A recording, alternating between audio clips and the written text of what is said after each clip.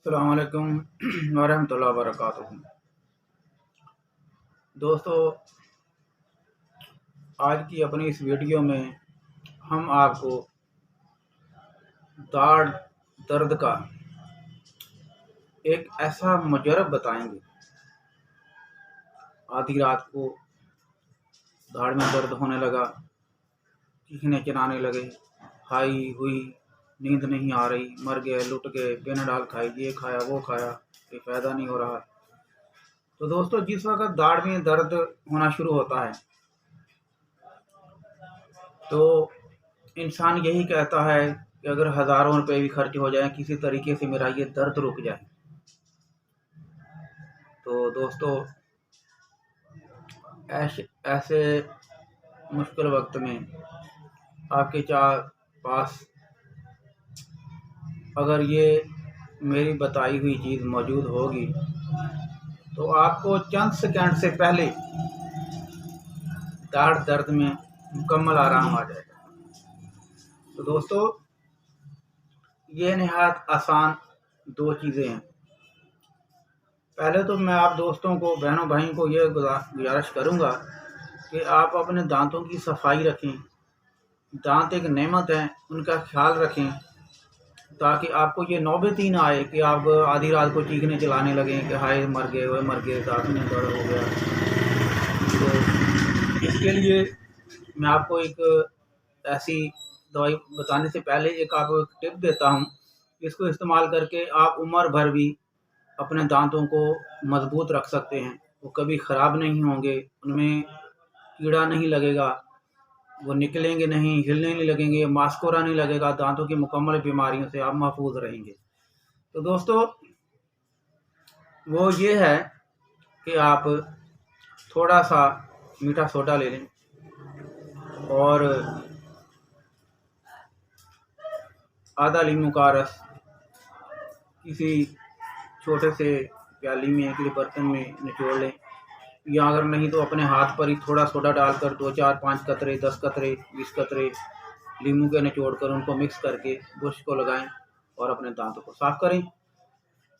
बस यही कुल अमल है जिससे उम्र भर आपके दांत सफ़ेद मोतियों की तरह चमकते रहेंगे और कभी उनको कोई बीमारी उनके नज़दीक नहीं आएगी। देखो, इतने काम की बात मैंने बता दी आपको।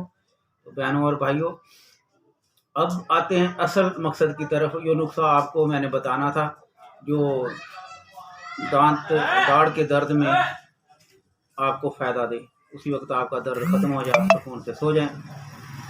तो दोस्तों, उसमें कुल आसानी से मिल जाने वाली दो चीज़ें हैं। एक है नंबर 1 कार्बोलिक एसिड। अगर खुला हुआ आपको पंसारा स्टोर से मिल जाता है तो 20-30 रुपये का ख़रीद लें। अगर खुला नहीं मिलता तो वो बाटल ही 100-150 रुपये में आपको मिलेगी, तो वो बाटल आप जो ख़रीद लें। तो जैसा कि मेरे पास वो दाढ़ के दर्द का नुस्खा बना हुआ भी पड़ा हुआ है, और कार्बोलिक एसिड भी काफ़ी मकदार में मौजूद है जो बहुत सारी और अद्वियत में काम आता है। तो मैं आपको बताता हूँ, ये है कार्बोलिक एसिड और दाढ़। तो दोस्तों, अब इसमें आपको क्या करना है, कुल मिलाकर आपको ये कार्बोलिक एसिड थोड़ी मकदार में 1 तोला तकरीबन आप इसे अलग कर लें। उसको लाजम है, वो जब सर्दियों में खुश्क हो जाता है, जम जाता है, तो आप उसको धूप में रखें, आग के नज़दीक रखें। जब वो थोड़ा पिघल जाए तो 1 तोला उसमें से ले लें, 1.5 तोला, जिसमें से अच्छे तरीके से 1 टिकिया काफूर बाज़ार से, पंसारा स्टोर से आसानी से मिल जाता है।